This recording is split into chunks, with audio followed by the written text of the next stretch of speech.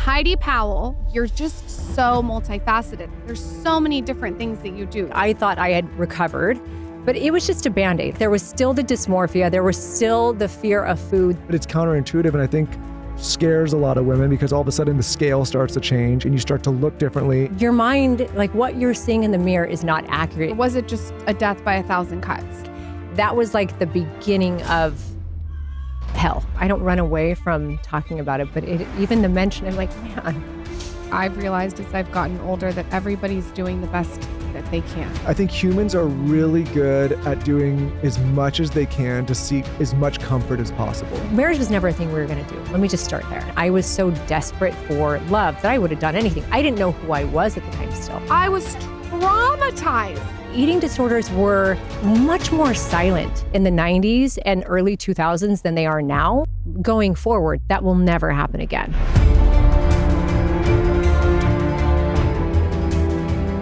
Heidi Powell, I think if you go through your DMs, I might have harassed you multiple times to come on the show just because after like following you and watching you, you're just so multifaceted. I said this off air. There's so many different things that you do. Mother, you've been a wife. You're so open about weightlifting and building muscle as a woman. You help people lose weight. You're inspiring. You just kind of hit all the points. Thank you. Welcome to the show. Thank you. Why have you been ignoring us for so long? I'm happy to be here. What was that? I know, I'm Why have like you been ignoring harassing us her. for so long? I'm harassing you. Well, I actually heard a reel you guys had done recently where I think it was you saying after kids, the things that were a yes before can't be a yes anymore. And it gets to the point, I have 4 kids, right? 19 down to 10. Wow. And I don't even see most of the DMs and the requests that come in because my team has kind of dwindled. So it wasn't that I was ignoring you guys. I just didn't even see it. I get it. With 4 kids, Yes. I'm hanging on with 2. I can't even imagine. How old 4. are your kids? 2 and 4. Oh, those are fun ages. They're fun And it ages. gets better and better and better. Oh my God. Oh my gosh. I love that energy. I'm telling you, 19-year-old, 17, 18-year-old, amazing. It continues to get better. I I imagine like it's kind of a trip at this point, being able to kind of hang out with your adult kids. Yeah. The other day, what was I doing? There was someone, it was the coach of my son's wrestling team. And I was telling him, thank you, after he looked my age. I thought he was my age. You know, you forget how old you look sometimes.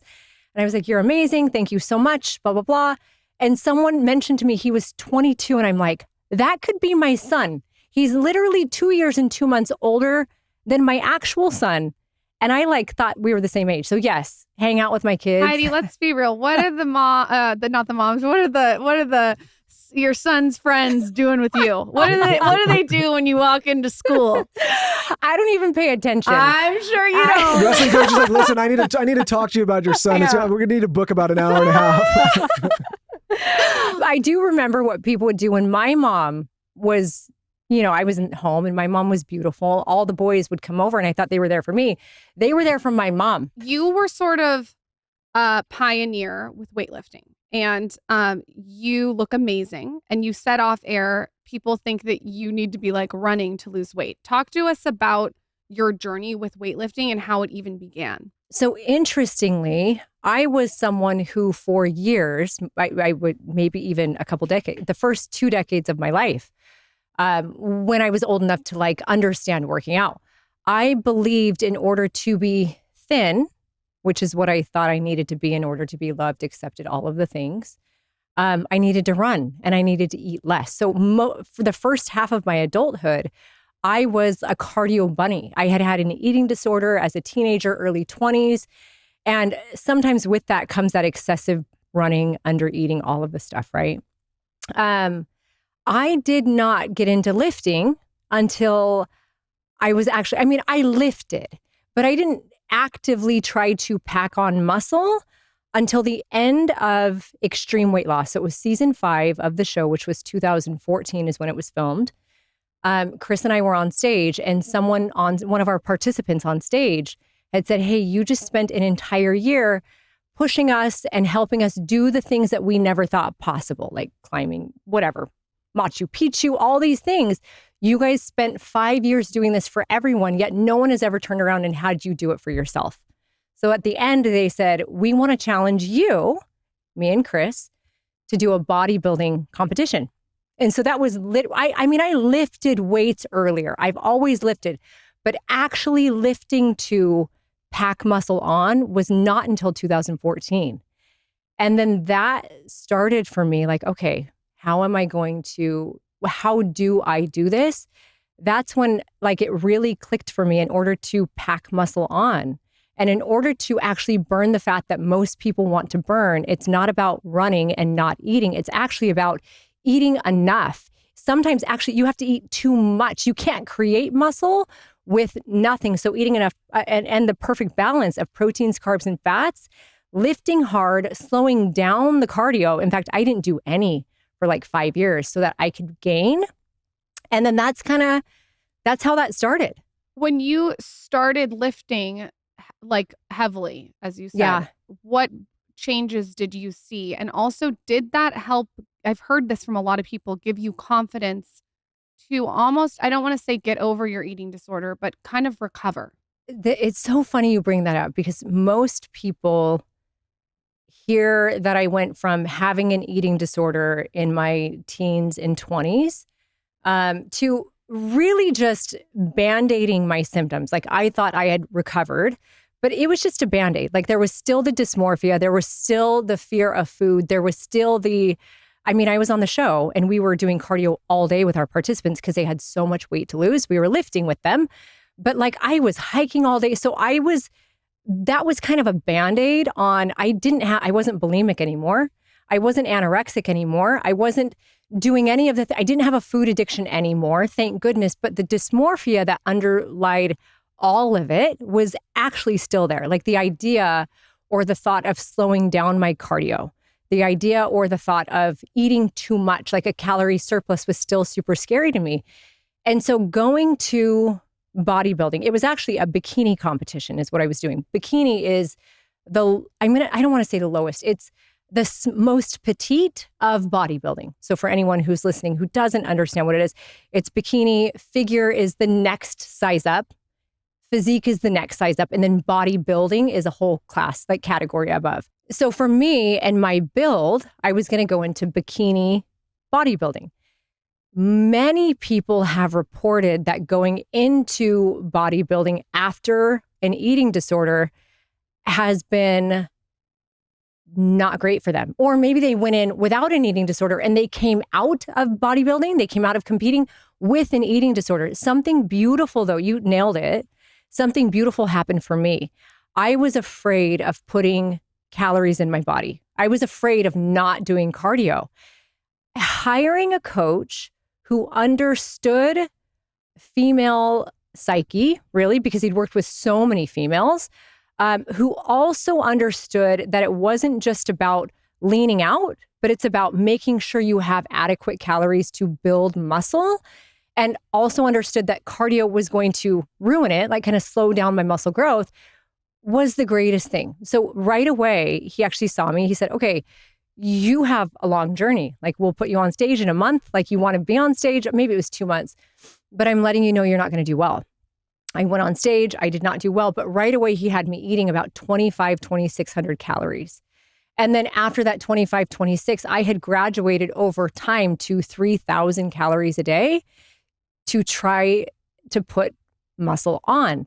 Now, that being said, I felt like in my mind, the world would look at me and be like, you're ridiculous, but I felt fluffy. Like the mental part of me was like, oh my gosh, I look terrible. I don't know, XYZ. I don't know if this is going to work out.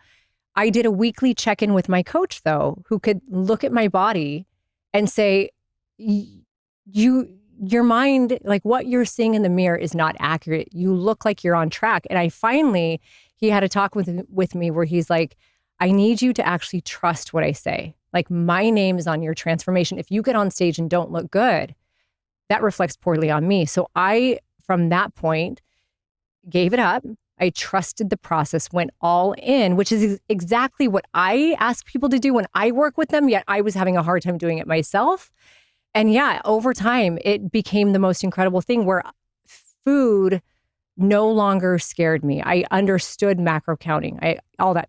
I understood building, but I didn't have to be so anal about it that it destroyed my life. It's so interesting to like this topic's come, we've been doing it for this show a long time, but the topic of muscle building and female muscle building has come up more and more. And it's so interesting for me as a man to listen to it, because men go about it the whole different way, where we know, okay, if you want to grow and build muscle, you have to eat a lot more than you're going to. And then you're going to feel this weird period of time where you're, to your point, a little fluffier and a little bigger, and you're holding more water retention. And then in order to get that like cut, lean look, then you start, like, you have to do that first before you can get it. And you also need to put the muscle on so you can burn the fat. I think a lot of guys already know this, and it's interesting for me to hear women talk about this now because it keeps coming up, but it's counterintuitive. And I think scares a lot of women because all of a sudden the scale starts to change and you start to look differently. And it's almost like you have to get to this point where the muscle's there for the other stuff to take effect. And I think a lot of people don't believe that that's going to happen. Yeah. Does that make sense? It does. And I think a lot of women have this false idea. I mean, then I studied and researched and experienced a lot around this since that point. And many women, I was one of them, had the idea, like many women have the idea that if I lift heavy and if I eat a lot, then I'm going to look like a man. Mm-hmm. Like that's what I had. I thought I was going to get bulky. Yes. And so they don't want to lift weights. They don't want to eat a lot. They don't want to take creatine. I don't do creatine, but when I was actively training for a show, I did. They don't want to look like a man or get manly. I would get messages all the time about it. So they don't do it. But we are not physiologically, like we don't have the hormonal release. We don't have the hormonal setup to look like a man. And the people that you're looking at in the gym who are women that maybe are bulkier are probably in there for 3 to 4 hours a day. Like if you're talking about lifting weights 4 times a week, they're taking, they're right. There's the injecting or taking. I There's think hormones a lot of involved. guys that work to build muscle laugh at this too, because it is so hard. Like that's we go for hours just to do that. Like it's like the idea that someone's going to do this for a little bit or they're going to incorporate it, and then all of a sudden it's going to happen. I'm like, if that, I want to know what they're doing then, because I want to do it for me. Does that make sense? And I'm the same way. Like even now in my life, I'm at a point where I don't have as much muscle on me as I like. I got to the point where I loved how I felt and how I looked at 125 pounds. My body wants to be at 110. It is like everyone's body is different. I like me at 125, but to maintain the muscle to hit 125, 130, I have to eat all day long. I have to load in carbolin. Like I'm literally adding 200 calorie scoops of carbohydrates to shakes in between my meals. And it takes time to get there. So it's a full-time job to feed your muscle. Don't you think that you've trained your metabolism to be so fucking crazy because you've lifted weights? Like this is the other thing I don't think people understand. When you lift weights, you're activating your metabolism. You have activated your metabolism so much and so well that you're a machine with burning food. You are very right. So muscle, we've heard this a million times, but I'll just kind of lay it out. A pound of muscle looks smaller than a pound of fat, but that pound of muscle, although smaller, it is mightier. Like the more muscle that's why weight shouldn't matter, right? Because if we have, you might look the same, be the exact same volume or size as someone else, and you might be much heavier because you have more muscle on you. The more muscle you have, the more fat you burn. The muscle it propels the metabolic engine. So yes, it increases our metabolism, which is why we shouldn't be scared of having those muscles, of feeling. You do have to feel bulky for a while. What happens is we kind of inflate and grow the muscles usually first, and that fat layer is still there. That's why a lot of women will lift for like a week, 2 weeks, 3 weeks, and they'll be like, my pants don't fit. I'm done. Like I'm bigger. I'm fatter is what they say. You've just kind of pushed the fat out a little bit, but you have to do that so you can solidify that muscle and then start to shrink the layer of fat on top. So are you saying that everyone has it ass backwards and that women are confused with what actually is happening? For sure. Yes. Oh yeah. And once you figure it out, like you can't unsee it. No, you can't unsee it. I can't go to an airport. I'm like, oh my God. Whatever, we need to put more muscle on as a society. Like, I'm sorry. This is like, we need to put more muscle on. And if we had more muscle on, we wouldn't have to be so worried about the food. Just think about the skeletal. There's so much freedom in it too. Oh, you know? I feel so much better than I did. Yes. But just think about like the skeletal structure of aging people. And what I've said this on the show, and I got pushback one time when I said, like, if you have back problems at 35-year-old, it's likely because you're under muscled, right? Like, it's not, for you should not sure. have back problems at 25, 30, 40 years old, right? Like, it's likely because you don't have the proper muscle structure in your back or in your legs. Yeah, and you're probably not drinking enough water. I mean, there's so many things, right? If we just did the basics and we trusted that food was here to fuel us and build us and make us healthy, like food is medicine, right? And yeah, food is medicine. Lifting is medicine. Like osteoporosis is a real thing, especially in women. Like we need that resistance training to be our healthiest as we age. We need muscle. I want to go back. You mentioned I love your cards, by the way. Those are so cute. They're fun, right? A little branding. I want to go back to what you mentioned about your eating disorder. Do you remember a point when you were young that activated it? I'm always interested in this as a mother to a daughter. Do you remember something someone said? Like what sort of tipped the tipping point for you to go into that? Or was it just a death by 1,000 cuts? So I do remember a specific moment, but before I say the moment, I think there's a stage that was set already that maybe predisposed me to have dysmorphia. I'm going to say dysmorphia because that's kind of the root of eating disorder for me. It was for me. My mom, and see, as I say this, I'm going to say I recognize that the stage I'm setting is very similar to the stage set for my kids. And so I have done things different. I recognize this.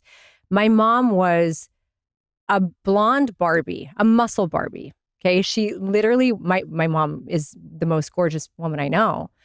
And my dad was like a 6'1" Mr. Clean, like big bald head, huge muscles, and just they were successful. They were happy. They were everything. Like they were beautiful and a great. They're still with us? My dad passed. I'm sorry. Thank you. 13 years ago. And my mom is still here. And she's awesome. I love her. And I saw the way that my dad loved, truly, you've never seen a husband and wife treat each other the way that my parents did. It was magic. Not just because my dad's passed, it really was. I saw how he treated and how he loved her. And they went to the gym together. They did all these things. I was the one girl in a family of three. I had there were 3 brothers and just me. So the one girl and 4 kids. And how do I say this will go deep, but it's how it was. My dad knew how to raise boys. He coached their sports. He did all their things. He did not know how to raise a daughter. Yeah. And I think back then it was different too. So it was either I was, treated like one of the boys, or maybe I was my mom's to, deal with or figure out, and so there was a huge part of me always trying to please my dad, always like wanting his approval, wanting his love. Daughters, you guys, I can't preach enough. They need their dad to love them and to coddle them. And I don't feel he loved me in a way that maybe was different than what I needed. He was a hard dad, very hard. He had high expectations. And so I thought in order to be loved the way that my dad loves my mom, like in order for him to, because he just loved her, like put her on a pedestal. I need to make sure I look like my mom. I need to look like my mom. I need to act like my mom. I need to try hard to be like her. And she was 5'4". I outgrew her. I was 5'5.5". She was, say, 115 pounds. I outgrew her in high school. All I saw was how much bigger I was than her always, right? We didn't fit into the same pants. She never made me feel bad, but just, oh, shoot, those don't fit you. Here's some different ones was like, I'm not my mom. I don't look like my mom. So there was this humongous fear. And my family, I felt like was perfect. Like truly, they were funny. I love, and I felt like I was the one who was always messing up. Were you the youngest? No, I was the second. Okay. I think there's a very high expectation placed on the oldest kids most often. Yeah, sure. Mine there were, right? And I had that high expectation combined with, I was the only girl, so maybe they didn't know how to raise me, but boys were like rinse and repeat, And I couldn't get my dad to be proud of me the way that I wanted, right? So I was constantly trying to look like my mom. I never wanted to be overweight. I never wanted to look a way that wasn't going to be approving to him. Now, the moment though that I remember body image sticking out, my parents, as we were younger, would always take us to the gym. Well, I don't know why. I don't think they thought I was overweight or anything, but especially They were me. both weightlifters at the time? Yes. They lifted weights. They did protein shakes, you guys, when I was like in junior high, elementary school, before anyone, my dad would have the big RX bars that he would eat. Like, he's like, oh, I love these. Each of them had like 50 grams of protein. He'd eat like 5 a day. I don't think he realized it was like definitely too much protein. But then my parents would pack lunches that had, because they were into health. They wanted to share what worked for them. But I heard it as, okay, something's wrong with me. Like the lunches were salad with fat-free, calorie-free, zesty ranch dressing. And so I had thought something's wrong with me. They were not saying that. That's what I heard, because they were just, oh, here's some fat-free red vines, or here's the snack wells. And here I was probably 120 pounds. So I was very fit. But I remember getting in the car on the way to gymnastics. I was also a gymnast and a cheerleader who they threw up in the air, right? So I was conscientious of how much I weighed. I had a leotard on and I put the seatbelt on. I might have been 10, Ruby's age, my youngest. Put the seatbelt on. I saw skin folding over the seatbelt. That's all that it was. But 10-year-old Heidi saw fat. And then I looked to my friend next to me who was very petite. She, none of us had really gone through a growth spurt, but she was a little skin and bone, tiny thing. And she was tighter than I was. And that was the moment for me where I'm like, ooh, like something's wrong with me. Like I still vividly, I haven't thought about that for maybe 15 years, but that was the first moment. And then add to it all the stage that had been set. And, in my junior year, I blew out my knee.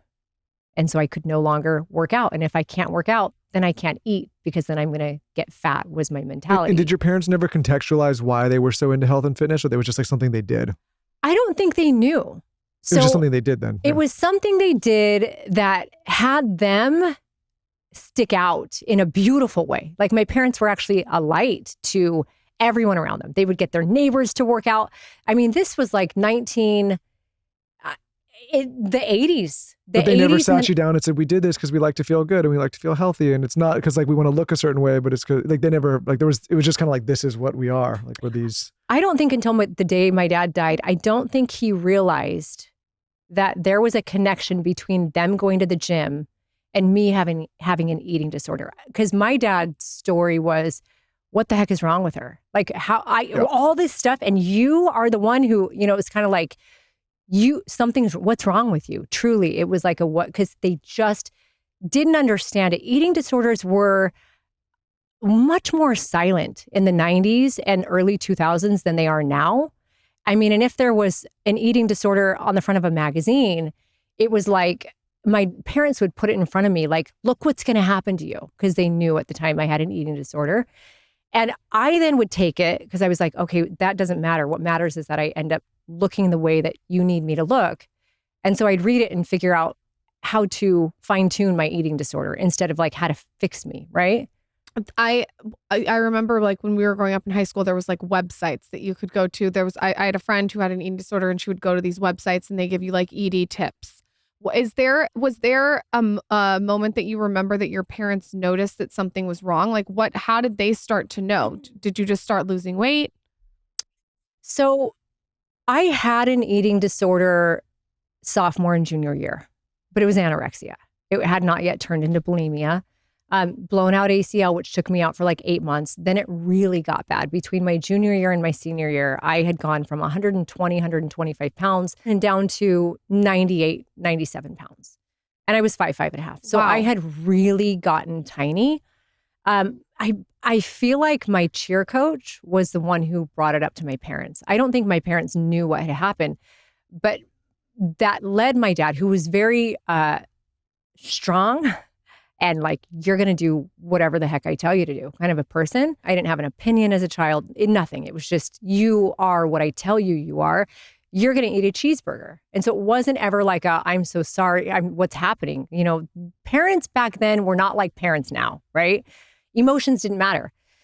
So my dad, I remember, would force feed me, or like, you're going to eat this cheeseburger and fries, which was my biggest fear at the time. And so that then cued bulimia. Right. Okay, well, if they're going to force feed me, and I don't even think I had a, go F off attitude. It was just more like, I can't keep this in me. I'm terrified of what's inside of me. Let me learn how to throw up. And so, yeah, those sites, it wasn't sites back then. I remember being in school and there was like some creepy videos of people the throwing videos. up. Like they would, That was so... In like the jar. Yeah, Do you remember seeing that? That's the exact one they showed us in the They jar. probably- And I was Up in the closet. traumatized. yeah, to be honest, even though we're like, we What probably... is that, exposure therapy? To be honest, we It probably was the saw the worst same thing. video. Like they probably don't update those videos for like, they just probably leave that one video. In the but- jar. Yeah, I know. And it was she in the would have- woods, right? In the closet in the woods, yeah. Yeah, I told you, that thing freaked me out, man. Oh, so when your parents finally found out, how did you start to recover when you were young, or did it take, like you said, you had kind of been hiding it as a body dysmorphia for a long time? So when they found out and when they force fed me, I would say for the next 2 years, 3 years, it got hella worse. I mean, like that was like the beginning of hell, truly. The beginning of the addiction. Like I see people who have drug addictions and I don't know what that's like. I don't know what alcoholism's like. I do think though that the depths of darkness that are experienced in drug addiction, alcoholism are the exact same. So go back to what you think helped you. I don't know if the right word is recover, but move forward. I had mentioned it had gotten worse, right? When my eating disorder, I had graduated high school a year and a half after that. And then I lived on my own, and having been under the rule, I'm going to call it, of a very strong-willed dad and being on my own against his will, right? It was like I had freedom and all of the pain of childhood had hit and college was a disaster.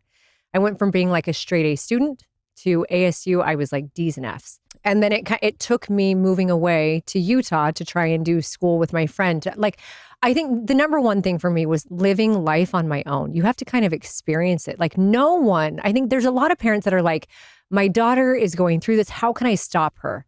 My first response to that almost always is no one can really stop the path that she's on. Like for me, no one could have stopped me from needing to experience life in the way that I did to teach me that food wasn't scary. But I had to walk through those steps. No one else could walk through them with me or for me.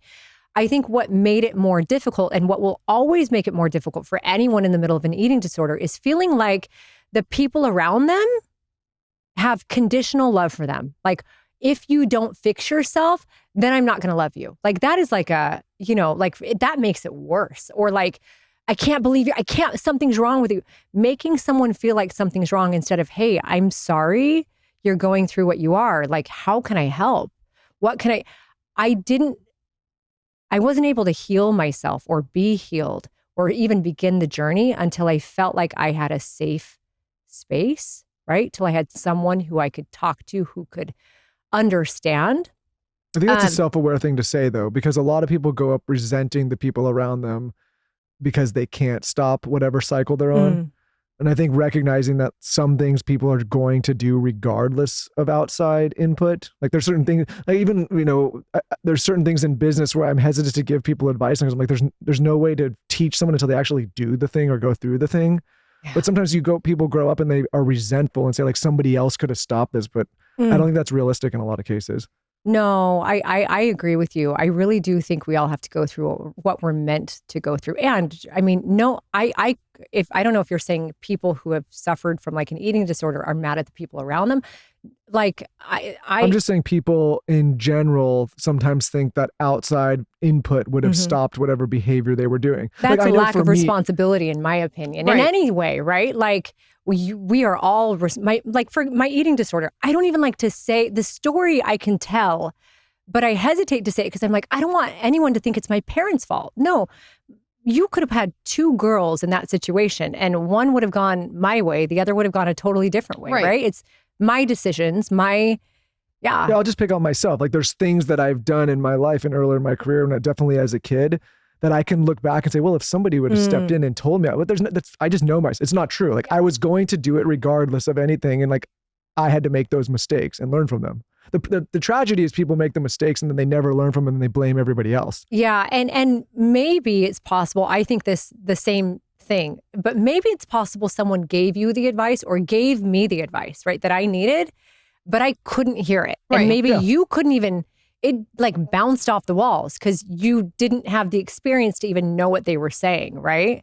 So that's kind of how I feel.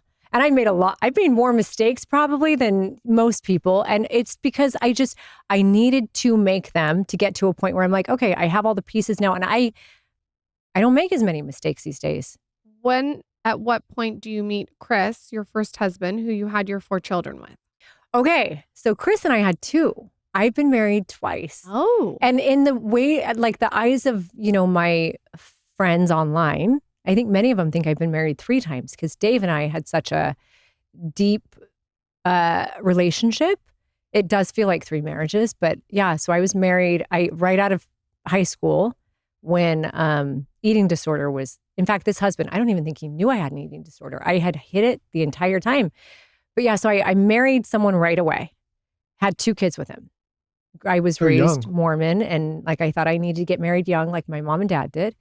2 kids. And then it was that, which eating disorder Band-Aid started when I was pregnant because pregnancy was like oh my gosh, I'm building a baby.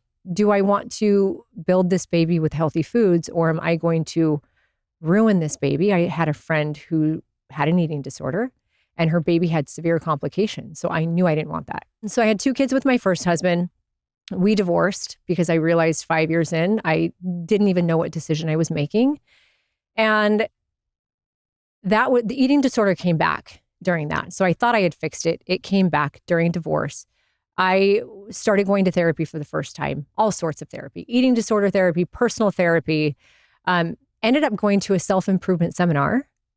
In the midst of all of this, I'm like, actually, consciousness is like coming, I'm seeing the world and seeing my life and myself for the first time. And I go to this self-improvement seminar. It's called Landmark. I don't know if you guys have heard of it. Heard of it. And 2 days in, like there was this guy with all these muscles and like he would bring this like thing that looked like a bomb. But it was like this carrier that had a timer on the front. And I'm like, what the heck is that? We were the only 2 people who brought our lunch in the entire thing. And we would like measure our food and whatever. So he would pull like down the sides and like these color-coded containers would come out with like marked indicia. And he'd like have his protein in the red and his carbs in the yellow. And he's eating this food. And I was like, oh, I also didn't want to be in a relationship. So I would kind of avoid him. And then I had this cooler. I would eat my food. And he came up to me. And I was at a point where I'm like, oh, if any guy comes up to me, I do not want anything to do with him. I'm like a mess right now. And he's like, I want to know what you do to get those guns. Like he was commenting on my biceps and I'm like, oh, haha. Anyway, we started talking because we both brought our food. This guy's name was Chris Powell. And I kind of avoided him. But the final day, he needed a ride to his car.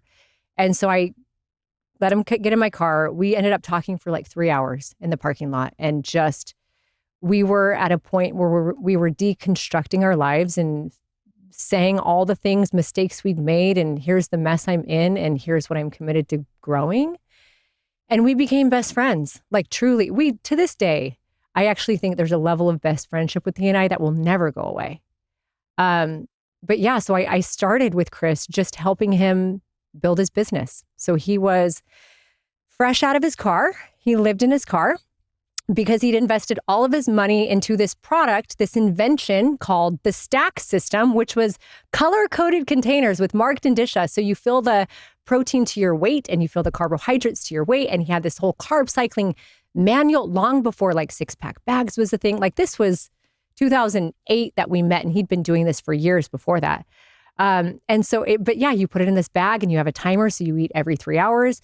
So Chris had put all of his money and then some into Stack System, ended up homeless, living on other people's couches in his car. And he and I met right after that. And I was a fixer and he, hadn't filed his taxes in 4 years. And I'm like, I can fix that for you. He didn't, He was drowning and overwhelmed with business stuff. And I said, I will, on days where I'm not doing real estate, which is what I was in at the time, or in between my stuff, I'll help you. I happen to love business.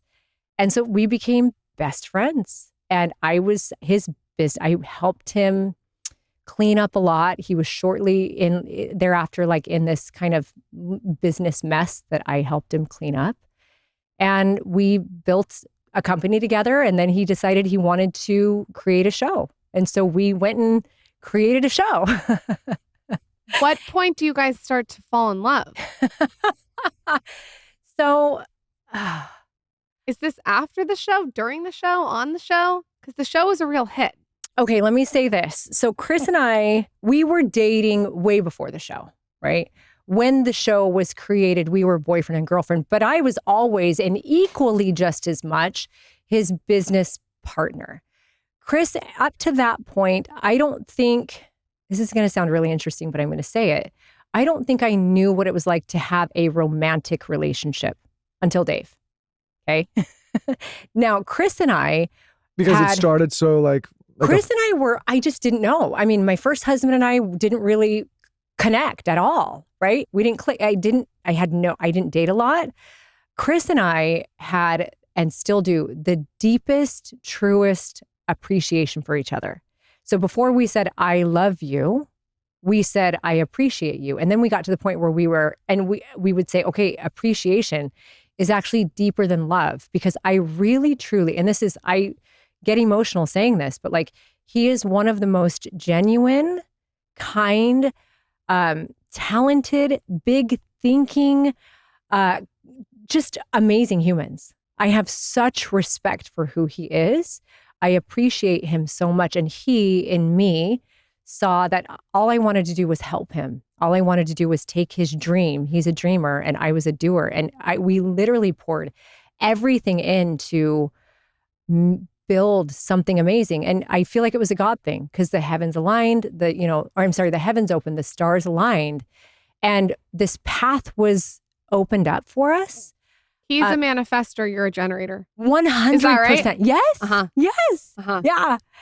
And so now, when did we fall in love? So love just looked so different. I think there are different types of love that you experience at different points in your life. Love for us looked very different than love for, say, me and Dave, right? He and I had just a true partnership where his strengths were my weaknesses and my strengths were his weaknesses. And there was a mutual respect for creation in all the ways, right? So that was great. And then we ended up having babies after the show started. So as the show is on, and yes, you guys are, I don't know if you want to call it in love, appreciating each other. We definitely loved each other. So I don't want to sound like we didn't. You loved each other. Just different. So how do you guys show up on a show while also having kids, while also having a business? How are you guys, and you also had 2 other kids. How are you like balancing all this in your life? It was a lot. Yeah. So when we started the show, I was Chris's manager. And tell us, anyone who's listening that doesn't know the show, give us context of what the show is. So the show was on ABC. It was like the end of the era of network television hits, right? So it was on ABC, which, it was TV, not a streaming thing. And we got to spend 1 year it was 76 participants' lives. So we kind of layered it, and it was a lot. We spent 1 year helping them transform their lives, losing half their body weight. So it wasn't just about weight. Now, to the viewing audience and the marketing team, we get them in by showing them the hard workouts and these amazing transformations. But what really happened is we would transform their lives from the inside out. Yes, it was diet and exercise, which is what Chris was so, you guys, he's the most scientifically, he's just awesome. He's so smart, guru. He taught me most of what I know in that space. He kind of laid the foundation for me. When keeping someone for a full year, though, and transforming their bodies like that requires mind, heart, and soul transformation. I am a very feely, emotional person who has dealt with my own addiction. My dad had addiction as well. We went through treatment with him. So there was kind of a background of overcoming addiction. So our tag teaming was amazing, right? But when we started the show, I was just his manager. I would do all the agent connections and the business stuff and working with the business management team, all the things. Though, because I'm a fixer, it was like when Chris was having a hard day, which was right away, because he went from only doing one massive transformation. He'd helped a guy lose 400 pounds over the course of 22 months. Damn. And there were a couple documentaries they did when we were dating. It was really awesome. Wow. He had one transformation to suddenly ABC's like, okay, we want to do 8 people at once. A lot of energy. It was a lot. And filming a TV show, just the camera element, is a full-time job in and of itself. Transforming one person is a full-time job in and of itself. So it's like he had these 2 full-time jobs, but it's one person times 8 that he could not manage on his own. And Chris, like the pressures of the network, it was like the production crew came from Biggest Loser. So they were very used to fast weight loss, like drinking pickle juice to trick the scale and gain weight one week and then losing it all. It was just like fast weight loss was expected. And so when the numbers in a year-long transformation, the numbers are not exciting. Sometimes we have a big loss, but mostly it's not huge, right? The pressure of the network and the production company was a lot for him. So I very quickly stepped in to kind of help Chris juggle. 6 months into season 1, we're only halfway done with that season. ABC picks up another season, like they cue season 2, and it's 16 people. So then we're juggling 24 people. And that was the point where I'm pregnant at the time. I jumped in. We had people coming to Arizona to live with me and my kids. So I had 2 kids from my previous marriage, who we had 90% of the time. And I'm pregnant with my 3rd. And I had a ton of energy, though. I was like 27, 28 at the time. So I could do anything at that point. But yeah, I have people living in Marley's bed. So my kids would sleep in my room. We had the beds there. I would wake up. I would hike I'd get my kids off to school. We'd go hiking. Actually, I would hike before they went to school. What if you didn't like the person? Well, I like everybody. I can truly look at anyone. It doesn't matter how nasty they are. And I can find the good in them. And I can connect with that. What a great quality. That's a very special quality. That's unique. It's like the opposite of me. I can look at anyone and find the bad quality. This is Larry David. No, you can't. Stop. So you had them in your home and you're going through all the protocol within your home while you're pregnant. Cooking their food, cutting their chicken, weighing it, like carb cycling them. I'm doing everything for them. I had trainers that I would hire to kind of do kickboxing with them or whatever. We ended up the next season getting an Arizona boot camp house that was just down the street from us. And so then I became the head of the Arizona boot camp house, which then the producers were like, this is awesome. Like the husband is doing his thing here, traveling around, right? Going and surprising people, taking them on these massive adventures. And the wife and her kids are literally hiking in Arizona with the people who aren't losing weight. So they started pulling elements of real reality into the show. And then I became co-host. So it kind of I didn't try for it. I was really uncomfortable with it. This all just happened. What is it like when your husband's traveling, you're pregnant, and all this is going on? That's where I would think it would be hard to connect. Let's try it out. We'll see what happens. Go ahead. You go travel. You leave me alone for 5 minutes. Let's see how that goes. You text me. I go to the grocery store and he calls. An experiment. So what is that like to have your husband traveling, you're pregnant, you've got a network show. It's like so much is going on. It was a lot, and it was layered with, let me think. You're young too. 6-7 months pregnant. Yeah, I was 6-7 months pregnant with Cash, my 3rd child. Chris is my 1st. The show was about to air. The season 1 was about to come out. It'd been a year and a half or so. And my dad passed away, who I didn't even know at the time that I had a lot of childhood wounds around, right? Like I had no awareness of this. Did you ever get to speak to your dad before he passed about any of this stuff? Nope. She didn't know. She wasn't aware. Nope. And even... sorry, that's a bummer. No. It's okay. It's okay. It's a good thing. I don't run away from talking about it, but even the mention, I'm like, man.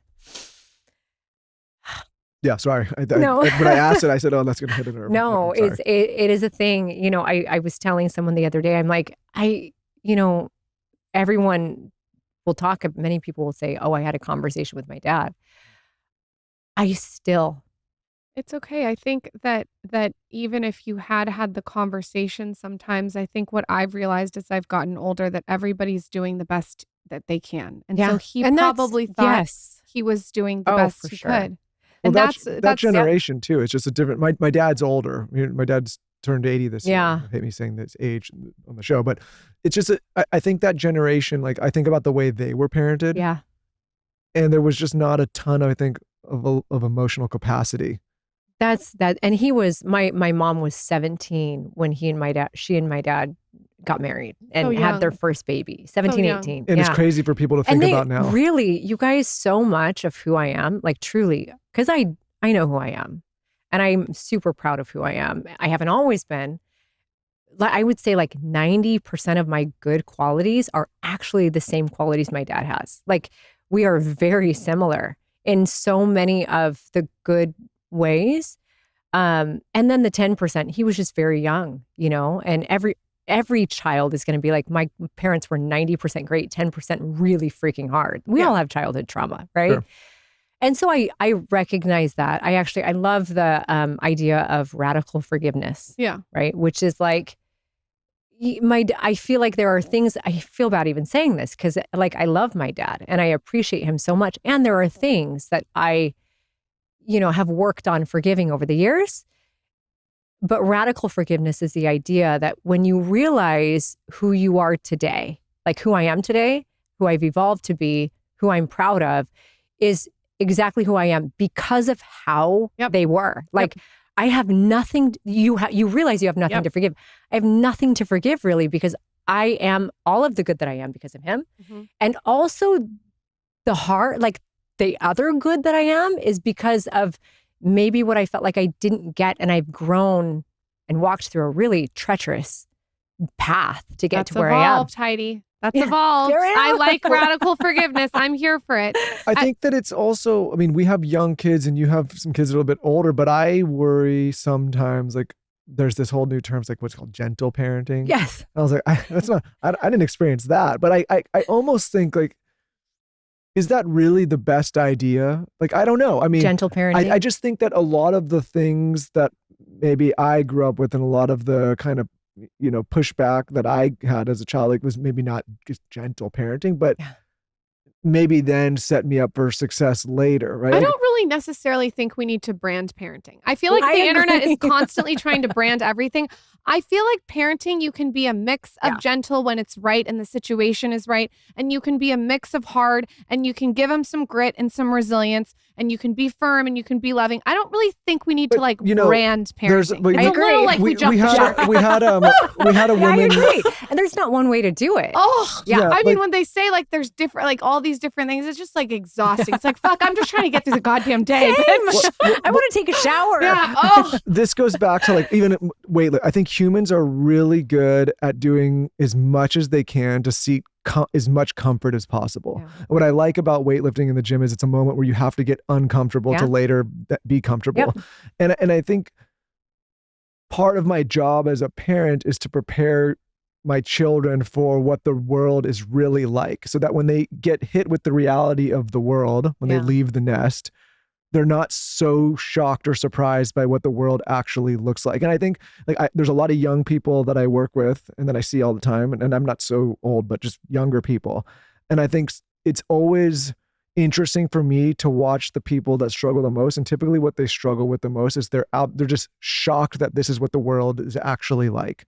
Like, no, it's not fair. You're competing with killers. Mm-hmm. It's hard. It's not going to be easy. You're going to feel sad. Yes, things cost that much. Yes, you're going to have to figure out a way to pay for them. No, it's not going to be easy. No, you don't deserve it right now. And I think like the people that transition into that the easiest are the ones that have kind of had that upbringing. Like, okay, the table has been set and the expectation has been set in reality. The ones that struggle, like, wait a minute, I didn't realize it was like this. I think that's something I think about all the time. We're like on the same page. So I don't know that I would. I'm not sure if social media would think this, but I don't know if I would call myself a gentle parent. In fact, I know I wouldn't. I am a very firm parent, but what I also am, like very firm, Like I am the one, when I say something, I recognize I'm doing them a disservice if I don't stick to it. So like if I say you're grounded, if I go back, like now that sucks because I have to be available when you're grounded. I have to stop my life because I grounded you and you need to stay home, right? So that sucks. But also I said it. And if I don't stick to it, you're not going to understand the concept of consequences. And life's going to suck for you when you leave my house, right? I am definitely not a gentle parent, but I am a very intentional parent, right? Love that. What I do, because I agree with you. But I think every kid needs something different. I have 4 kids. It's like I'm a different mom to all of them. My youngest does really well with gentle parenting because she's gentle and she's just different. My 2 middle ones, they need like the hammer dropped quite a bit more, you know? And they do better with that. We're in for it, Michael. Yeah, you are. I am very passionate about examining the products that I put into my body or on my body on a daily basis. And something that I do every single day, that I've done every single day for the last 4 years, is take a multivitamin. I am, as you can imagine, pretty intentional about what I take too. I have taken Ritual forever. I've taken it through both of my pregnancies, after my pregnancies, and I still today continue to take their multivitamin. The reason that I take this multivitamin is it's clinically backed and it's high quality. I want a high quality multivitamin if it's going in my mouth every day. It's also traceable key ingredients and everything is in clean bioavailable forms. If you are pregnant, their prenatal is fantastic. I took it with both my kids. Like I said, there's 9 key nutrients in their multi. And what I like is they really focus on omega-3 DHA and vitamin D. These are things that a lot of women are low in. It's gentle on your stomach and has this beautiful minty essence in every bottle. Ritual is vegan, non-GMO, project verified, gluten and major allergen free. It's also made traceable, which we love. No more shady business. Ritual is essential for women 18 plus is a multivitamin you can actually trust. Get 25% off your first month at ritual.com/skinny. Start Ritual or add Essential for women 18 plus to your subscription today. That's ritual.com/skinny for 25% off. One thing that has absolutely changed my life, this is a gift that I give everyone, I cannot shut up about, is a gently weighted sleep sack. Why has this changed my life? Because it's changed my sleep. I sleep so well because my son is sleeping through the night. He goes to bed at 7:30. He wakes up at 7. I attribute this to a couple things. An all dark room. We have no light in the room. I have my air filters going. I have no white noise. I don't like any sound in the room. And then I'll do a gently weighted sleep sack. And the one that I use is by Dreamland Baby. I've been using it forever. It's such a good one. What it does is it makes my son associate this gently weighted sleep sack with sleep. Like it's time to go to bed. He knows that. It's almost like a dog whistle. So what I do is I'll put it on him, I'll zip it up, and he immediately relaxes. His nervous system calms down. He goes to bed. It makes total sense because we do this like as adults, right? We use like a weighted blanket. And what's amazing is they have an early Black Friday situation happening. Go to dreamlandbabyco.com and use our code SKINNY for the buy one, get one free deal from my favorite baby brand, Dreamland Baby. Our code SKINNY works site-wide on both non-weighted and weighted products, PJs, and more, as long as they're of equal or lesser value. Feel free to mix and match, but note this is final sale. Use our code SKINNY at checkout. This is a great way to stock up on Dreamland Baby products or to give gifts. When Amanda Kerr came on the podcast, she said her number one secret is a specific ingredient. It's called noni. And she liked it so much that she actually created her own oil out of it. And I have been incorporating this into my skincare routine. I love oil in general. It is the most beautiful oil. It's like glowing and radiant. It's on her site. She owns the company Cora Organics. I'm sure you guys have heard of it. It's a beautiful skincare line. Every single ingredient is made with intention. It's really good for dryness, damage, plumping, but she just swears by this specific ingredient, which is noni. It's so popular on TikTok. I see it all the time on social media. I see people raving about this ingredient. So I kind of harassed the brand to send it to me, and it is so beautiful. If you want something that just like lifts and plumps your skin, I'll use it for like facial manipulation. It's a really good one.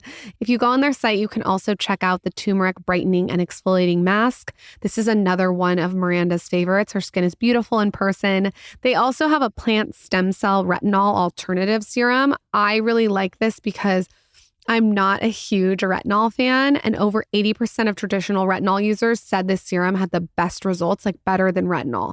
If you're into clean, certified organic skincare like I am, and you want fewer toxins on your skin, check them out. Visit KoraOrganics.com and use code SKINNY at checkout. You get 20% off your first purchase. That's KoraOrganics.com and use code SKINNY for 20% off your first order. Going back to your story, because I just want to tell you have this incredible story.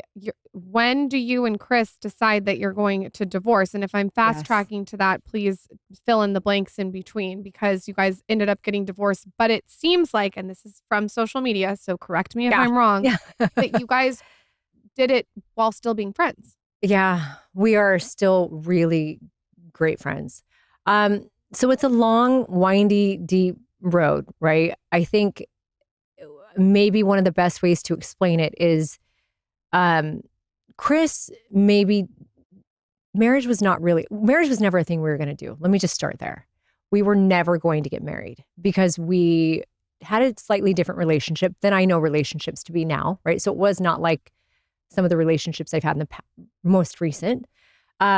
It was very much a partnership. It was a friendship, a deep friendship. It was a partnership, but business was both of our number one priority. And I feel bad even saying that because I like as much as honesty. if we wanted, I wish I could say kids and family were, but our career and the show and Chris's dream was really whatever. We were great parents around the show. We were great. Like we did awesome vacations because of the show, but like the show and Chris's vision that he had was the center of all of it, right? And I was so desperate for love that I would have done anything. I didn't know who I was at the time still. I was still coming out of and naturally healing an eating disorder at this time because I was working with eating disordered people. We had the same disorder. It's just theirs was not, they couldn't hide it, right? Because they ate and they weren't bulimic. So their scars were present. Mine were something I could hide. But I slowly started coming out and talking about my eating disorder in the show with the people, which is freeing. Chris then learned about it as we were shooting the show. And that was healing for me. It also created more media. And I don't even want to say media because I don't want it to say, it was much harder when I was a face on the show for me and Chris for various reasons. Because I think in every relationship, you have your roles, right? You have to understand the roles are going to evolve over time, but you're clear on what your role in the relationship in your life is, and you're clear on what yours is. And I'm sure it's something you guys talk about. Yeah, she's always like, I'm the most talented face of the show. Right? I just say I'm the star. Wait, are we not clear? Are we not clear? And his mom also tells him too, so we got to remind him. But go on. Yeah, but I think it became hard because what was maybe Chris's role felt like it was intruded on by me because I was the leader of the home who literally ran this. It's an organization. The home is with the nannies and whoever, right? Housekeeper, because we were traveling all the time. And then I was the leader of finances. I was the one who managed our finances because I always had been. I was the leader of the business side. So I was managing Chris. Then I had a brand and I was managing my brand, which was very hard. And then I was showing up on screen. That's a lot. And so it was like, a lot. Yeah. And it became really difficult for us. And I, as a little girl who never was allowed to have an opinion, started healing my eating disorder and other things through therapy. Suddenly I had an opinion and marriage felt hard. It was the way we would say it is, there was almost like an infection. Like when you have an infection in the body, if you don't clean up that infection, right, it's going to spread to all the other parts of the body. In our life, everything was great. Our career was great. The kids were great. All the things were great. Our family dynamic was phenomenal. Like it's still phenomenal. Like It was awesome. The marriage and the expectation that we placed on ourselves to be married and what it didn't look like. We didn't do date nights. And it just became mucky. And it was something that had started to bleed or spread to the other areas. And so we made the decision, we don't want to do that part. Like there's stress. We were both not showing up in certain ways as our best selves because of the tension and the stress of pain that comes with marriage, not just marriage, but all the parts of marriage, right? And so we decided, okay, our original idea of we're never getting married because it does place a pressure, which we ended up getting married because I said, hold on, if we're going to have babies, you have to marry me. It was more of it wasn't like I love you, let's get married. It was like if we're going to do this family thing, society and religion says we need to be married, so you got to marry me. When you guys also had your lives on television with the world to see. Everything was public, social media. So divorce, we decided in 2019 that we were going to get divorced, and we lived together for a full year. So it was great. And we didn't tell anyone. No that one. You were getting divorced. No, and we were going through it. I mean, the people, our business partners, it was like knew. a healthy. It sounds like the kids knew. Everything was great. Just the marriage was just not it. Yeah, and so by the time we decided to announce it in 2020, a full year later, we were already divorced. The kids had a full year to process without the world telling them how they should feel about divorce. And yeah, it's really great. Like I was just at his house. I dropped the kids off last night. He had me come in and try his baking creations and try this one. He's the nicest guy. Yeah, he seems like on social media, he seems like very good vibes. Very nice. When 2020 happens, at what point do you do a podcast with Dave Hollis? How does that even transpire? So, what's funny is, I had flown in here. Because Dave was in Dripping Springs. Do you know this? Yes. You're refreshing. I forgot that they were in Austin. Yeah. I didn't realize you did the podcast in Austin. So July. Because we never met him, but we met Rachel and she was out here. Okay. So apparently the story is that Dave was great. But the story is Dave had shown Rachel June 20th or whenever Chris and I had announced. We didn't know each other. He showed Rachel the announcement and was like, I can't believe Chris and Heidi are getting married or divorced. What? Because we all have an idea of how a marriage looks when we don't know the reality. And then it was like he said, I feel like that was the beginning of the dismantling of our marriage. And it was like almost like maybe a subconscious, I don't know, dismantling or permission for their marriage to dismantle is how he felt. Well, there's similarities now that you talk. I mean, like if you put that kind of what I always think is if you put that kind of public pressure as like being that thing, like to get personal here, Lauren and I are very careful not to present that image. Like you don't see us skipping on a beach or holding hands or like we talk and we work together. Everyone knows we're married. We've known each other for a long time, but like we don't present as like the perfect couple online. Like and it's never been our thing to do. Well, it just feels like I don't need, because those relationships aren't perfect. Yeah. And people go through shit. And I just feel it's hard when you have a network controlling the edits. I mean, there's a lot of different puppets in the kitchen there. Yeah. And even if you are a perfect couple, it's like, don't put it out there because I kind of feel like it's a kiss of death. No. I don't want people commenting. Everything is going terribly for us over here. Truly. Yeah. No, but Dave, I mean, I didn't know him, but I met her and I think we told her this when she was on the show. It's like it was like this image of this thing and like telling other people how to be the thing. And I was just like, whoa, that's a lot. Yeah, it is. And there are similarities because, Chris and Rachel were truly the ones with the vision and the brand, right? And Chris, when I stepped in 2008, he had a decade or longer into his vision, right? So like there was like this was his. And so maybe it felt hard when I'm like, okay, here I'm benefiting off of, because I was only on screen, to be honest, it was me sitting here and having anything the way that I have is truly because Chris. Yes, I worked my ass off, but I really have deep appreciation for him.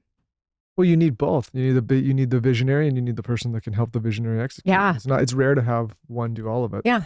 Yeah. And this was never my dream. So it's like our life led us to this amazing thing. And he, is the cat. So Rachel and Dave, yes, he was kind of he came into public life later. And I'm sure that made it very difficult because it is hard. But yes, so July 2020 is when I landed here in Austin to go do a podcast with Dave Hollis, who wanted to podcast about divorce because I was already in Texas. And I drove to his house because I didn't know if it was I had no idea what I was walking. Drove to a house and pulled up, and I asked him I said, "How are you doing?" We didn't even know each other. "How are you doing?" And he said something like fucking shitty because divorce was going through or happening. And then we walked through, he started giving me a tour of the house, and he then broke down crying. And I said, "Okay, we're going to talk. We're not going to shoot a podcast." So I sat there because I'd been through at this point 2 divorces. This was his first. And so I was therapy for him for, I don't even know how many hours. Never recorded the podcast. And we just became safe, really safe, connected friends. And dating didn't happen for months after that. Quick break to talk about Fatty 15, guys. This is an absolute game changer. Lauren and I just had the founders of Fatty 15 on this show, and this episode is incredible. It's going to blow your mind.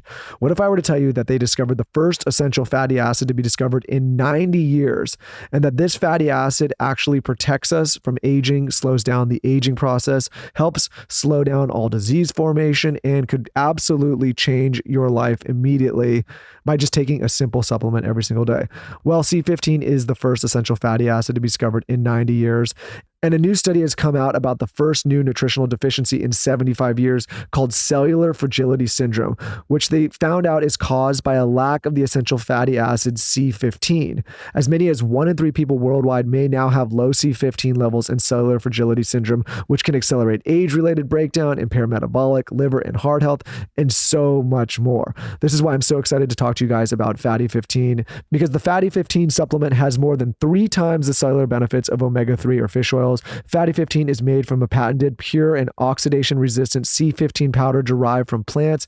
It's vegan-friendly, free of flavors, fillers, allergens, and preservatives. And C15 is the only ingredient in Fatty 15. It's 100% pure. Of course, we have an offer. Fatty 15 is on a mission to replenish your C15 levels and restore your long-term health.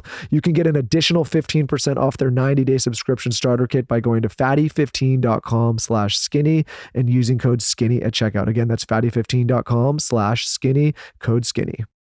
This one is for all of the parents out there, or actually anybody who just wants to feed their family in a better, more productive, more healthy way. This is why Lauren and I love Primal Kitchen so much. We've had both of the founders on this podcast multiple times because we believe that Primal Kitchen is one of the best condiment companies in the game. It can feel like an absolute full-time job finding something that's nutritious and actually tastes good. It isn't always easy. Lauren and I switched almost all of our condiments years ago to Primal Kitchen products because they're simply the best with ingredients that we can trust. That's why we're such huge fans of Primal Kitchen sauces and condiments. They're our go-tos for making real, whole foods we love taste even better. Lauren and I are really, really careful about what we feed our kids and ourselves, and Primal Kitchen makes sure that we know we have ingredients that we can trust. Some of the real ingredients that we love to see are ingredients like California grown tomatoes in the ketchup, organic cage-free eggs are in their mayonnaise and dressings, and they're made with good fats from avocado oil, no corn syrup or artificial sweeteners, no soy, no canola oil. So when we're making snacks for ourselves or for the kids, we're using their ketchup, we're using their buffalo sauce on our scrambled eggs, on our beef bowls. I feel good knowing that I'm serving something up that's not only delicious, but also as real as it gets. And like I said, we've had the founders of Primal Kitchen on this show and know the integrity of the product is there. So check them out. You can find Primal Kitchen products at Target, Walmart, or your local grocery store. We stock up at Whole Foods, or you can go to primalkitchen.com/skinny and get 20% off your whole order with our personal code SKINNY at checkout. Again, that's primalkitchen.com/skinny and promo code SKINNY. What if I told you it wasn't only bad ingredients that you're putting in your body and on your body that were hurting you, causing hormone disruption and many other personal ailments? What if I also told you your environment was causing you a ton of harm? In many cases, that's exactly what's happening because people are using toxic, harmful chemical ingredients with fragrances in the home for cleaning. This is why Lauren and I love Branch Basics so much. We've had the founder, Allison Branch Basics, on this show. And what we love most about Branch Basics is you're cleaning without compromise. Branch Basics is free of fragrance, deodorants, hormone disruptors, and harmful preservatives that wreak havoc on our health. It's even safe enough to use around babies and pets. Think about it. The pets are constantly running around. Their noses are against the floor. The kids are crawling. Their faces are against the floor. They're breathing all of these toxic ingredients. Their premium home starter kit replaces all of your harmful cleaning products in the home, and Branch Basics now has a new luxurious gel hand soap made with only the safest ingredients to nourish your skin. Ever since we made the switch in our house, every time we go and we smell toxic chemicals, we notice the difference. Like I said, people don't realize it's not only about what you're eating and what you're putting in your body, it's the environment you're in. Why would you clean your house in the environment you live in with toxic chemical fragrance cleaning supplies that are doing harm to your system? We know this now. We have all of the information. What we also love about Branch Basics is it replaces all of the cleaning supplies in your house, so it's cost effective. Of course, we have a special offer for our listeners and viewers. Save 15% on your starter kit or their new hand soap when you use code SKINNY at www.branchbasics.com. Again, that is code SKINNY for 15% off when you purchase a starter kit or their new gel hand soap at branchbasics.com. What do you do when you start dating someone who's in the public eye like that and is gone? Like it seems like it's a lot. How do you even know how to handle it? There's no like sort of rule book for it. Yeah. Yeah, there's no rule book for it. And also, I think I have only known having social media and having a public relationship. So I didn't have social media until I was on a TV show. And so for me, it's like you go on a TV show, crap, I need to start up something called Facebook and Instagram. And which is showcasing my family's life. It's all that I know. I can't really conceptualize 500 and whatever thousand. I don't know how many people that is. I don't know what 700,000 people on Facebook actually is. It's just, here's my life. People like it. So Dave, when he and I did keep it very quiet for a while, like, I don't know, 8 months. We didn't even talk about our friendship for 8 or 9 months. And then by the time we talked about it, we had been dating for a handful of months. Again, it's kind of all he knew too, right? Like the second he got social media, it was showcasing his family. So we both, maybe in hindsight, I'll say going forward, that will never happen again. Never. You're not going to put it on social media. I mean, if I'm getting married again, which I don't know if I'll do or not, I'm not saying no to anything, but I don't want anyone having an opinion on my relationship next time. Right. It was awesome though. Like there was Dave and I, whatever chemistry was seen on camera was 10 times better in person. We were electric conversationally, emotionally. We had so much fun together. And so that was all real. But I think some people have an easier time dealing with criticism than others. And that was really difficult for him. Like, I think that was the root of his depression was what people said online, where I don't even think I knew it existed. And I don't give two shits about what people say online. I think it's not something that you can prepare for online. I think it's either you're that way always or you're not. Meaning, like, I don't think social media changes like if you can handle criticism or not. Like, I remember being a kid and never giving a shit, and you were probably the same way. And I think Lauren too. I was raised with my dad. I couldn't give a shit. Yeah, I mean, like I feel like if you're not being criticized, you're not doing something right. Yeah, I was like, I mean, listen, love. Here's the deal. I love you, Mom. They're going to be talking about this on the hate. I just know, it goes everywhere. Mom, but if you hear this, like, I already got it from her my whole life. Yes. So I was like, nothing you're going to say online. But anyways, I think like doing what we do in various capacities, I think the people that are not used to that, regardless of social media, that then start doing this, they have the biggest problem with it, or the toughest time. It's like, and what I tell people is, if you're going to have a tough time with that, do not put your life on the internet, because you could be Mother Teresa and they're going to say something bad. Luckily for us, like, people only write really nice things about me all the time. Like, there's nothing on the well, at least that's all that you see. Yeah, there's nothing on the internet that exists. No, but I'm just joking. But I think if you're going to put yourself out in any public fashion at all, or even try to build anything online, the criticism and the jabs and the things, it's just part of doing anything. Were you able to coach him through that and help him? Or do you think that you weren't getting through to him, which brings you to the beginning of the episode, is you can tell people all these things, but they're going to do what they want? Yes. So I if think someone that, would write a and mean comment to him, would it just like throw his whole day off? it would, and I couldn't figure out at the beginning of our relationship why sometimes he would just be in his phone. And at first I was like, oh, do I not? No, it was because there are certain hate sites that I know exist, but like, to me, it doesn't exist if I don't see it. It's kind of like in The Lion King, Yeah. where it's like everything that touches the light. It's like, what about that elephant boneyard? It's like, you don't go to the elephant boneyard. That's it. That's it. Like one of the things I had, and I think he and I, this is going to sound, I can't believe I'm going to say this, but I'm going to tell you, I was joking at one point, but serious. We would kind of joke about this. I said, I feel like I got not an actual STD, but like a public life STD when you and I started dating, because there were so many haters that then attached to me. And then I, like the, bone graveyard, light was shined on the bone graveyard. And I'm like, oh my, I didn't even know. I had no idea that level of hatred and meanness existed. And so I quickly was like, okay, shutting that light out, because I'm reading this awesome book called A Happy Pocket Full of Money. I don't know if you've read it. Oh, it's so good.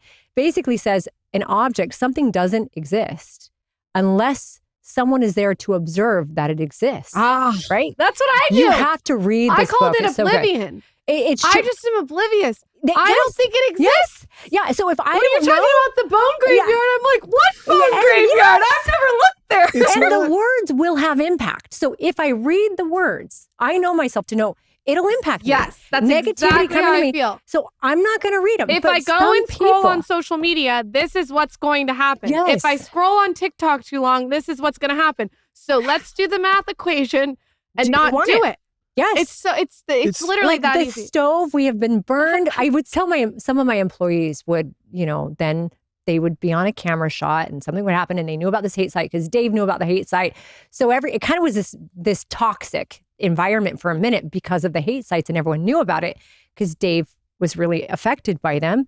But my thing to them would say, okay, everyone, we've all been burned. The stove burned us. It's freaking hot. We have the choice now. Are we going to go turn the stove on again and touch it? Or are we going to back away? That is a hot stove. Do we touch it or do we not? We get to choose. Do we want to be happy or do we want to be miserable? That's the most eloquent explanation of how I personally deal with the criticism on the internet. It's like, don't touch the stove. Yes. Yeah, but it's not even there. it's not even just the internet. It's like Life. But still. You have the power to ignore energy. Yes. If it's negative, you can rise above it. don't absorb it. Yes. But even Don't the way touch you the stove. speak to yourself, I've told people that I think if you're going to try to build anything in your life, or if you want to be the moment you start speaking poorly to yourself is the moment you derail. Like what you say to yourself, probably. I know sometimes in my own life that I can come off a certain way, but I'm just so adamant on not speaking to myself in a poor way because I know if I do, that will become my reality. So it's not that I can acknowledge shortcomings, but if that becomes my consistent pattern in the way, like, oh, I'm a failure, or I'm not a good this, or I'm not a good that, like that becomes your reality. Do you think that the hate site was becoming the narrative in his head? Well, I think in order for a hate site to become the narrative in your head, the narrative already has to exist. Right. And so I don't know, I have ideas of, I'm sure everything comes from life and growing up and whatever it is, parts of his life. I think you never got to meet him. He truly was always trying to make everyone happy. Like he was so fun. He was so kind. He was such a giver. It truly, I had someone tell me the other day, they said, Dave was like your magic carpet. Like he carried you around. He lifted me. You guys, I felt the most beautiful, the most loved, all of this when Dave and I were together for the first time in my life. I felt dated. I felt taken care of. I felt like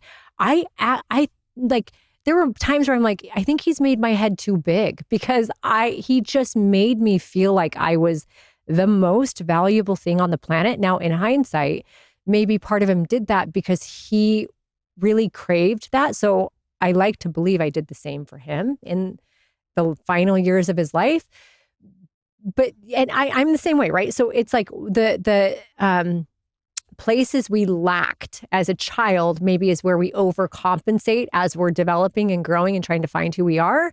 And so maybe he was always giving others and me what he really wanted himself, that he didn't feel like he was getting, right? You mentioned you were a fixer. Do you think you're trying to fix him looking back? I don't know that I knew at the beginning what there was to, I don't think I knew at the beginning what there was. Let me just say that. I didn't know. It's public that he sought treatment himself for alcohol about a year before he passed. And so I feel okay saying that. I don't think I realized there was alcohol involved at that capacity until just a couple months prior to him seeking treatment. So his and my connection actually didn't feel like there was anything to fix. In fact, we had talked about it at the beginning, like, oh my gosh, what's it going to be like to be inside of a relationship that doesn't need to be fixed, right? And it's just, it hadn't really come to surface yet. And I had my things that I needed to grow on and learn. But yeah, by the time maybe those things had come out truly, they say it's not the width that matters, it's the depth of the relationship. So it wasn't the amount of time he and I were together in that small 2.5-year window. The depth felt like we'd been together for 20 years because just emotionally we were like, and intellectually Is we it connected. weird that you guys were you both had divorces and then you're both with people who are well known and you guys are well known? Is the dynamic of that weird, having all of you guys well known and famous? And I don't know. I would call you guys like celebrity entrepreneurs, all of you. It didn't feel weird because it's all we knew. Right. It actually was it felt very comfortable and natural. It felt like because he saw me more than anyone had ever seen me in my life. He understood. That makes that makes sense to me. Even that, like, it's like, oh, we understand. Our divorces were similar in many ways, different in others, It would right? be weirder for both of you to date people Yes. that had not experienced Yes. the things that you guys had experienced in a public way. Yeah. Like, So there was compassion for what I might be feeling. I had compassion when he had a hard time with criticism because it's like, oh man, like that would suck, right? Like the average, I don't mean to diminish it, but the average person that doesn't put themselves out there in a public way is not going to be able to relate to thousands of strangers commenting on your life on the internet constantly. And, like it's just, unless you've been through it, I don't think you can relate to it. It's true. Yeah. And also there was something awesome about, I felt like, you always wonder what other people's motives are in dating. And it's like, do they like me for who I am or do they like me for what they see online? I think because Dave had that same fear and we both got to be like, here's who I really am. Like I like to feel like I'm the same on and off camera, but it's nice because he wasn't with me for who, regardless of what some of the hate sites would say, he was truly with me because we loved each other so much. Were you guys together when he passed away? No. Separated? He and I haven't really talked about this much, but he and I had broken up a handful of times. Maybe actually only a couple, two. But even after we broke up, it was like we couldn't stay away from each other. The chemistry was just too strong. And the breakups were, I think just there's the obvious, he's in Texas, I'm in Arizona. We have kids that are different ages. We never really got to a point where we were talking about getting married because it just wasn't going to be a thing, right? Like he's not going to uproot his kids and his ex-wife. I'm not going to uproot mine. I have 2 dads in Arizona. And so really, we never really got past the soul connection and like the best friendship I've ever had in my life. We never really got and like the best, like romantic connection, everything. But like building a life wasn't even a thing we really ever talked about. We would kind of dream about it sometimes, but we're like, it's not really realistic. So I think we knew from the beginning that was going to be hard. And then when some of the challenges that he was dealing with came up, it wasn't even like I broke up with him. It was like, I think he knew too that the things he was dealing with, I could be a friend to him. But when I was a lover or a partner in that way, it actually hinders healing because then I believe they start to make the decisions to heal for me. Right. Instead of for them. Mm-hmm. And so we had broken up and then he went into treatment And this was in 2022, beginning of 2022. And we never stopped talking, not one single day until the night he died. Never stopped talking. And very long, deep, amazing conversations. It's just they would shift. I will say towards the end of his life, it was maybe more real for him that it was a thing that wasn't going to last forever. And that was really difficult.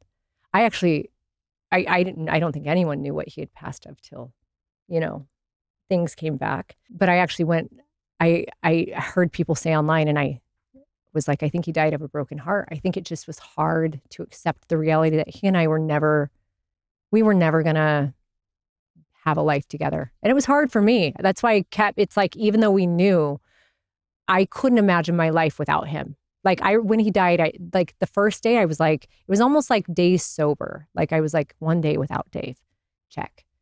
I had to it's overwhelming. When he passed away and you see all these salacious headlines that are so gross and all do you have to get off the internet? I mean, I feel like if I was your friend, I would say get off the internet and do what you're doing and just check off the days, because the internet makes so much shit up. Yeah. And it's like so salacious. Yeah. How do you handle that? So I didn't read anything. I actually didn't go on Instagram for a month and a half. Yep. Good for you. But it was more because I was so heartbroken. Like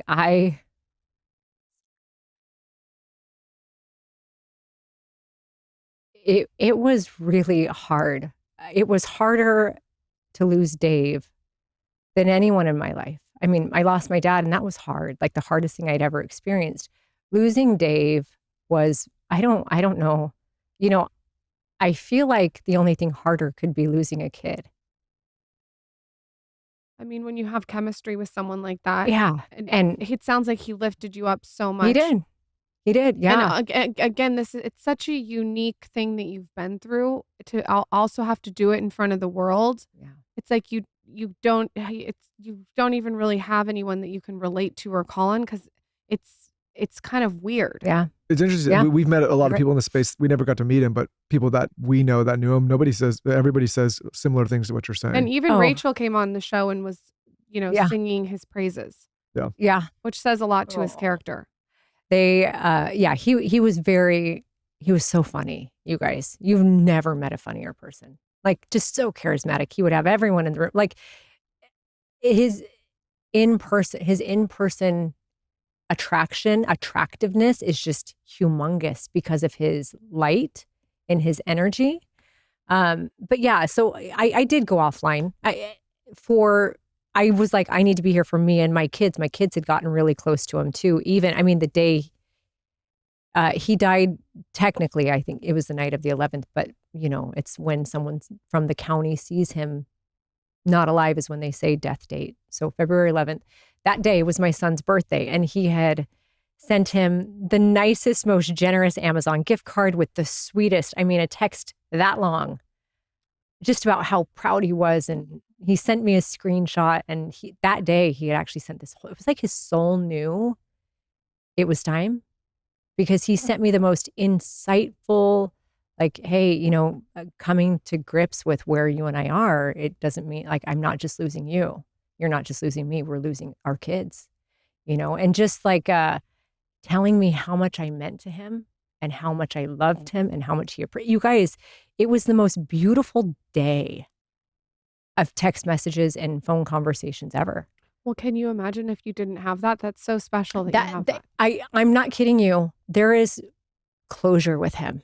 The most beautiful closure, our conversation we had right before he went to bed that night. And yeah, I feel complete. And it could have, gosh, I think I'm like, man, this is why they say never go to bed mad at your spouse. Never. We weren't spouses, but never go to bed holding a grudge.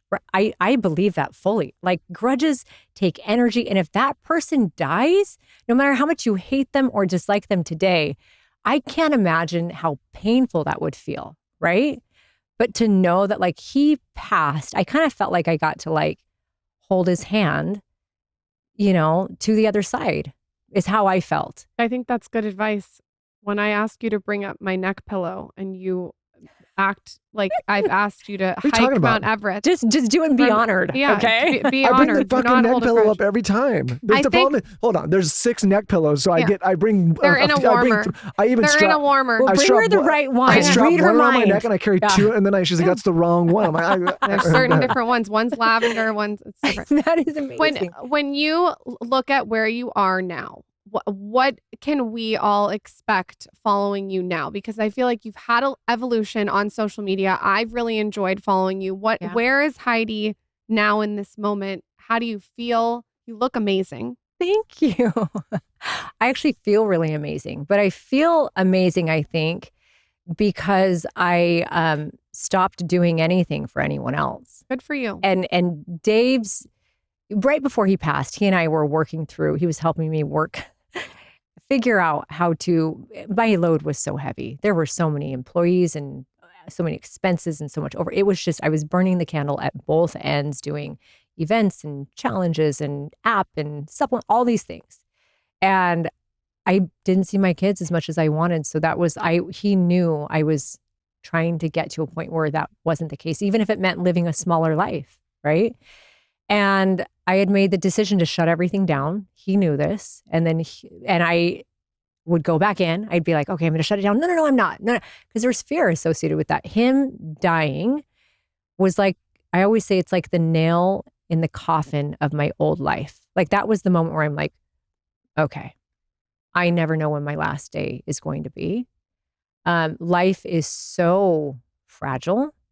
I do not want to go out this way. Like if I died today, I would not be proud of the kind of mom that I am. I wouldn't be proud of who I'm being to myself. Like I'd be proud of who I'm being to everybody else, but I wouldn't be proud of how I'm being to myself. So it needs to change. And I took a massive leap of faith, shut everything down except for a few core things that required little to no energy. It's crazy because I thought I was going to be losing money. I'm not. I'm still making money somehow. I'm net positive each month, but I also am only doing the things that light me on fire. Good for you. That's it. And if it means just a podcast, great. And my app and my supplement coming, but I'm not doing all of the things that took tons of energy and took me away from my kids. I love being with my kids. My relationship with my kids these days is better than it's ever been. Let's knock on wood. If I went today, if my time was today, I would be so proud of where I'm at. I would not want to leave my kids, but I also feel like they'd be fully loved and prepared. And so on social media, what can you expect? Just me. And I'm not going to tell you what that's going to look like. And your I show? feel like, yeah. What's my your show? podcast? Tell us your show. It's called Heidi's Lane. So my name's really Heidi Lane. It was Powell from Chris and I in the show. It never got changed to Heidi Powell. So kind of the slow transition to association with my name, Heidi's Lane. It sounds and like you don't know what you're going to get. I love this. That your new fresh energy has to do with a little bit of Dave's maneuvering. And it sounds like he's gotten you to this place and you could thank him for that. For sure. Well, for sure. You look beautiful. I love following you. Your energy is amazing. And if anyone who's listening is looking to get into building muscle or weightlifting or tips or positivity or inspiration, I think they all have to go follow you. Where can everyone find you? Pimp yourself out. Okay, so all of my social medias, Instagram, Facebook, even TikTok, I'm not on there that much. It's at Real Heidi Powell. And then my podcast is Heidi's Lane. Thank you for doing the show. We covered a lot of ground. Thank you for having me. Come back anytime. Oh, thank you.